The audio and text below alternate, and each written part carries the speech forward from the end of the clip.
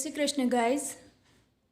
હવે કાલે જ્યાંથી બાકી હતું ત્યાંથી આપણે શરૂ કરીએ. સ્વાધ્યાય 1.2 એનો પ્રશ્ન 1, એમાં ત્રીજાથી આપણે બાકી હતું કે એક્સ એ પ્રાકૃતિક સંખ્યા છે જ્યાં એક્સ <5 અને એક્સ <7.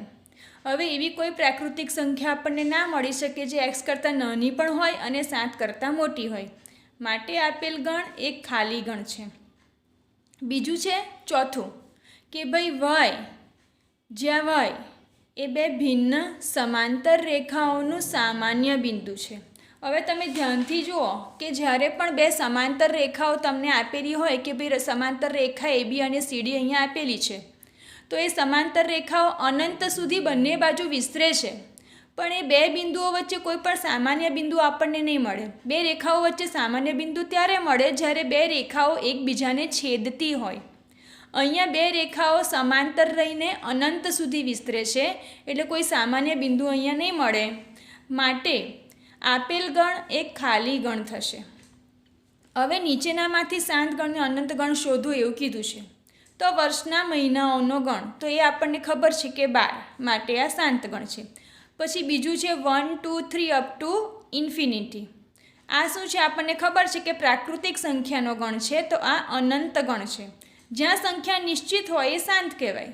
હવે અહીંયા જુઓ ત્રીજું 1, 2, 3 અપ ટુ 99 અને 100. એટલે અહીંયા શું કહેવા માંગે છે કે ભાઈ 1થી શરૂ થાય છે ને 100 પર પૂર્ણ થાય છે, એવું અહીંયા કહી દીધેલું છે.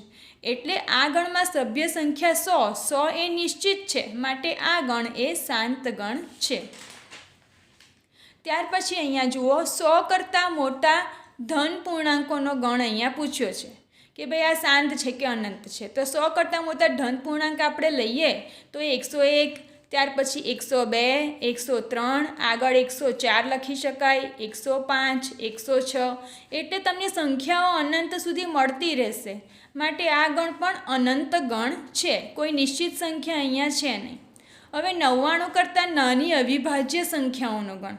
તો અવિભાજ્ય સંખ્યાઓનો ગણ ક્યાંથી શરૂ થાય? 99 કરતાં નાની હોય તો 2થી શરૂ થાય. 2, 3, 5, 7, પછી 9 વિભાજ્ય કહેવાય, 11, પછી 12 એ વિભાજ્ય કહેવાય, માટે 13 આવશે, પછી 17 આવશે, 19 આવશે. બરાબર, એવું કરતાં કરતાં છેક 97 સુધી આપણને સંખ્યાઓ મળશે. એટલે એક નિશ્ચિત આંકડો, એક નિશ્ચિત સંખ્યા તમને મળશે, માટે આ ગણ પણ શાંત ગણ છે. હવે પ્રશ્ન 3 જે છે એમાં આ જ સૂચના છે કે આપેલા જે ગણ છે એ બધા શાંત ગણ છે કે અનંત ગણ છે, એ આપણે અહીંયા જોવાનું છે. બરાબર, તો સૌથી પહેલું જુઓ કે ભાઈ એક્સ અક્ષને સમાંતર રેખાઓનો ગણ. હવે એક્સ અક્ષ જે હોય, સમજી લો કે અહીંયા જુઓ ધ્યાનથી, આ એક્સ અક્ષ આપેલો છે, આ વાય અક્ષ આપેલો છે. તો એક્સ અક્ષને સમાંતર રેખાઓ જુઓ કેટલી બધી દોરી શકાય. એવું નહીં કે ઉપર, અહીંયા નીચે પણ તમે એક્સ અક્ષને સમાંતર રેખાઓ તો દોરી જ શકો ને. બરાબર, એટલે ઉપરની તરફ પણ મળે, નીચેની તરફ પણ તમને એક્સ અક્ષને સમાંતર રેખાઓ ઘણી બધી મળશે. કોઈ નિશ્ચિત સંખ્યામાં તમને મળશે નહીં. માટે આપેલ ગણ કેવો ગણ છે? આપેલ ગણ અનંત ગણ છે. કેમ કે ઘણી બધી રેખાઓ એક્સ અક્ષને સમાંતર આપણે દોરી શકીએ છીએ. માટે આપેલ ગણ એ અનંત ગણ છે.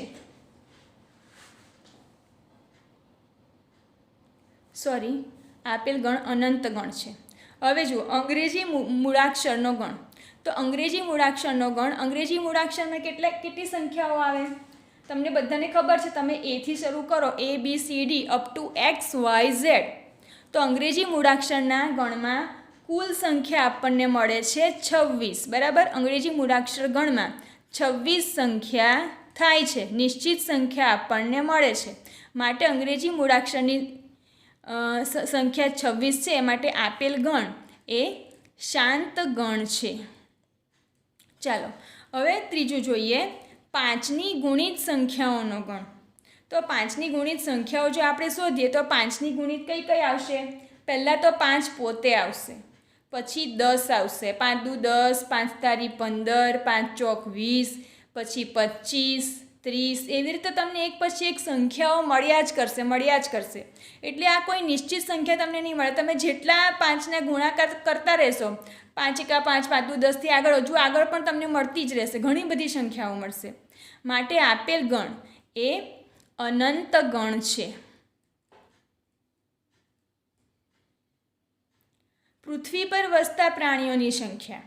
તો પૃથ્વી પર વસતા પ્રાણીઓની સંખ્યા ખૂબ જ મોટી છે પણ નિશ્ચિત છે. માટે પૃથ્વી પર વસતા પ્રાણીઓની સંખ્યા નિશ્ચિત હોવાથી આપેલ ગણ શાંત ગણ છે. ચાલો હવે પછીનું આપણે જોઈએ ઉગમ બિંદુ 0,0 માંથી પસાર થતા વર્તુળોનો ગણ. તો ઉપરોક્ત ગણ માટે આપણે કહી શકીએ, સમજી લો કે આપણે આ એક આકૃતિ જોઈએ જેમાં અહીંયા ઉગમ બિંદુ આપેલું છે, આ એક્સ અક્ષ છે, આ વાય અક્ષ છે. હવે આમાંથી પસાર થતા વર્તુળ આપણે દોરીએ, આ ઉગમ બિંદુ કહેવાય 0,0. તો એમાંથી પસાર થતા વર્તુળો આપણે ઘણા બધા દોરી શકીશું, દરેક બાજુ દોરી શકીશું. જુઓ ઉગમ બિંદુમાંથી પસાર થાય એવા ઘણા બધા વર્તુળ આપણે દોરી શકીએ, બધી બાજુ દોરી શકીએ, બરાબર.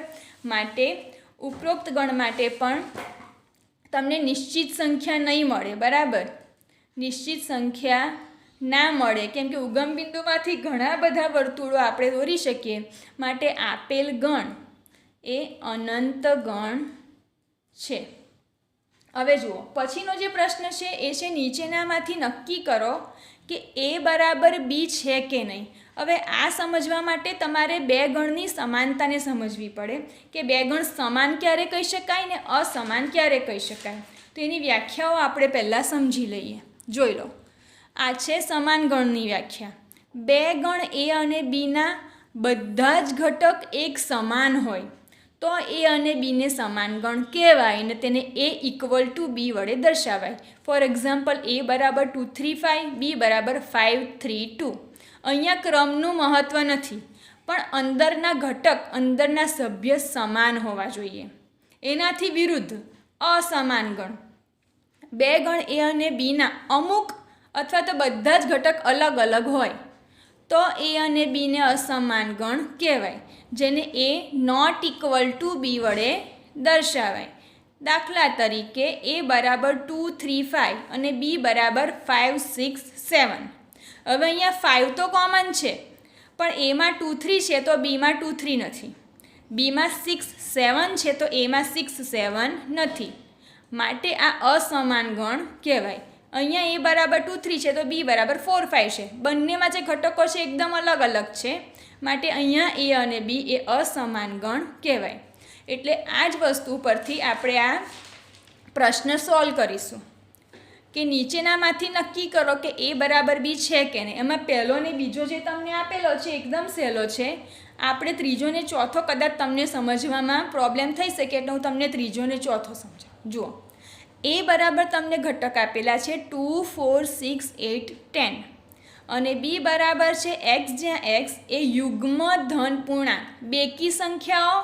પાછી એવી અહીંયા શરત આપેલી છે x less than or equal to 10, એટલે કે 10 અને 10 કરતાં નાની યુગ્મ ધન પૂર્ણાંક. એક્સ બરાબર 10 અને 10 કરતાં નાની યુગ્મ ધન પૂર્ણાંક. તો યુગ્મ સંખ્યાઓની શરૂઆત 2થી થાય. 2 એ 10 કરતાં નાના, 4, 6, 8. જુઓ less than or equal to 10 છે એટલે 10 પોતે પણ લઈ શકાય. તો હવે તમે ધ્યાનથી જુઓ એના ઘટક અને આ બીના જે ઘટક આપણને મળ્યા એ સમાન છે, એટલે કે એ અને બીના બધા જ સભ્યો સમાન છે. માટે એ ઇક્વલ ટુ બી થાય. હવે બીજું જોઈએ. હવે અહીંયા તમને બે ગણ આપેલા છે જેમાં એ ગણમાં છે એક્સ, જ્યાં એક્સ એ 10નો ગુણિત છે અને બી બરાબર 10, 15, 20, 25, 30. 10, 15, 20, 25, 30. તો હવે એના ઘટક કયા થશે? જે 10ના ગુણિત હશે એ બધા જ. તો 10ના ગુણિત થાય 10 એકા 10, 10 દુ 20, 10 તારી 30, બરાબર. 10ને 4 સાથે ગુણીએ તો 40, 10ને 5 સાથે ગુણીએ તો 50. એવી રીતે અનંત સુધી સંખ્યાઓ મળશે. અને અહીંયા બી બરાબર પણ 10, 15, 20, 25, 30 અનંત સુધી સંખ્યાઓ તો તમને આપેલી જ છે. પણ અહીંયા ધ્યાનથી જુઓ કે બીમાં શું છે, બીમાં 15 આપેલા છે. એટલે બી જે 15 છે 15 બિલોંગ્સ ટુ બી છે પણ એમાં 15 નથી એટલે 15 નોટ બિલોંગ્સ ટુ એ છે. એ જ પ્રમાણે બીમાં 25 છે, 25 belongs to B but 25 not belongs to A. એ જ પ્રમાણે આગળ જે ઘટકો આવશે એમાં જે 5 એકમવાળા ઘટક હશે ને એમાંથી એક પણ ઘટક એમાં નહીં આવે. કેમ કે એમાં બધી એકમની સંખ્યાઓ જુઓ 0 જ આવે છે. જ્યારે બીમાં એકમનાંક 0, 5, 0, 5, 0, 5 એવી ભાત છે. એટલે અહીંયા એ અને બી એ સમાન ગણ કહેવાશે નહીં, કેમ કે બધા સભ્યો એમાં સમાન છે નહીં. માટે એ નોટ ઇક્વલ ટુ બી થાય. ચાલો હવે પછીના દાખલા જોઈએ. પ્રશ્ન 5 તમને આપેલો છે. નીચે આપેલી જોડીઓના ગણ સમાન છે, કારણ આપો. હવે અહીંયા જુઓ, એ બરાબર 2, 3 તમને આપી દીધેલા છે. બી બરાબર એક્સ, જ્યાં એક્સ એ x² પ્લસ 5x પ્લસ 6 બરાબર 0નો ઉકેલ. એટલે અહીંયા તમારે આનો ઉકેલ શોધીને બીના સભ્ય નક્કી કરવાના. તો x² પ્લસ 5x પ્લસ 6 બરાબર 0 એને બીજી રીતે કઈ રીતે લખી શકાય? x² plus 3x plus 2x plus 6 બરાબર 0. આ આપણે 10મામાં શીખી ગયા કે 6 છે તો એના એવા અવયવ કે જેનો સરવાળો 5x થાય. હવે જુઓ, x કોમન નીકળશે x પ્લસ 3, અહીંયા પ્લસ 2 કોમન નીકળશે x પ્લસ 3 બરાબર 0. એટલે અહીંયા થશે x પ્લસ 3 બરાબર 0 ઓર અથવા x પ્લસ 3 બરાબર x પ્લસ 2 બરાબર 0 બરાબર. x પ્લસ 2 અને x પ્લસ 3 બે અવયવ આવશે. x plus 3 into x plus 2 બરાબર 0 આ રીતે. તો અહીંયા જુઓ, અહીંયા x બરાબર તમને -3 મળશે ને અહીંયા x બરાબર -2 મળશે. x પ્લસ 2 બરાબર 0 આવ્યા એટલે બીના ઘટક આપણને મળ્યા -2 -3. ધ્યાનથી જુઓ, a બરાબર તો +2 +3 છે, b બરાબર -2 -3 બંને અલગ અલગ ઘટક છે. માટે a નોટ ઇક્વલ ટુ બી થાય. એ જ પ્રમાણે હવે બીજું જોઈએ કે x, જ્યાં x એ ફોલો શબ્દનો મૂળાક્ષર. તો એના ઘટક કયા કયા આવશે? f આવશે. આપણે અહીંયા છે ને તે એક વાત ધ્યાનમાં રાખવાનું કે પુનરાવર્તન નહીં કરવાનું. તો f, o, પછી 2 વાર l છે, આપણે એક જ વાર લખીશું. ઓનું રિપીટેશન કરવાનું નથી. w આવશે બરાબર. એટલે એના ઘટક f, o, l, w. બીના ઘટક તો તમે જુઓ એક પણ રિપીટ નથી થતા. w, o, l અને f. તો જુઓ, ભલે ક્રમ અલગ અલગ છે પણ ઘટક એક સમાન છે. તો ઘટક એક સમાન છે માટે a અને બીના બધા ઘટક સમાન હોવાથી a ઇક્વલ ટુ બી થાય. હવે જુઓ, પ્રશ્ન 6 છે. પ્રશ્ન 6માં પણ આ જ કીધેલું છે કે નીચે આપેલી જોડીઓના ગણ સમાન છે ને કયા ગણ સમાન છે એ તમારે શોધવાનું છે. એટલે જે પ્રશ્ન 6 છે એ મેં તમને HWમાં આપેલો છે. આ એકદમ સહેલો કોન્સેપ્ટ છે. ઘટક સમાન તો ગણ સમાન, ઘટક અસમાન તો ગણ અસમાન. એટલે એ તમને આવડશે. એટલે હવે આપણે સ્વાધ્યાય 1.3 સમજવા માટે નેક્સ્ટ કોન્સેપ્ટ સમજીશું. એ છે ઉપગણનો કોન્સેપ્ટ. તો જુઓ, ફક્ત આજે કોન્સેપ્ટ જ સમજીશું. ઉપગણ કોને કહેવાય? એનો પ્રત્યેક ઘટક બીનો પણ ઘટક હોય. તો એના બધા જ ઘટક બીમાં આવેલા છે તો એને બીનો ઉપગણ કહેવાય, જેને સંકેતમાં એ સબસેટ બી એવું કહેવાય અથવા તો એ ઉપગણ બી એવું પણ કહેવાય. ફોર એક્ઝામ્પલ, a બરાબર 1 2, b બરાબર 1 2 3. તો જુઓ, 1 belongs to a, 2 belongs to a, 1 અને 2 બિલોંગ્સ ટુ બી પણ આવે છે. માટે એના બધા ઘટક બીમાં પણ છે. માટે અહીંયા કહી શકાય કે એ સબસેટ બી થાય છે. આ જ પ્રમાણે આપણે અહીંયા જોઈશું સ્વાધ્યાય 1.3. એમાં નીચેના વિધાનો સત્ય બને તે રીતે સબસેટ અથવા નોટ સબસેટ એ ખાલી જગ્યામાં પૂરવાનું છે. હવે તમે ધ્યાનથી જુઓ, પહેલું તમને આવડશે, હું બીજું શીખવાડું છું. અહીંયા તમને પહેલો જે ગણ છે એમાં small a, small b, small c આપેલો છે અને બીજા ગણમાં સ્મોલ b, સ્મોલ c અને સ્મોલ d છે.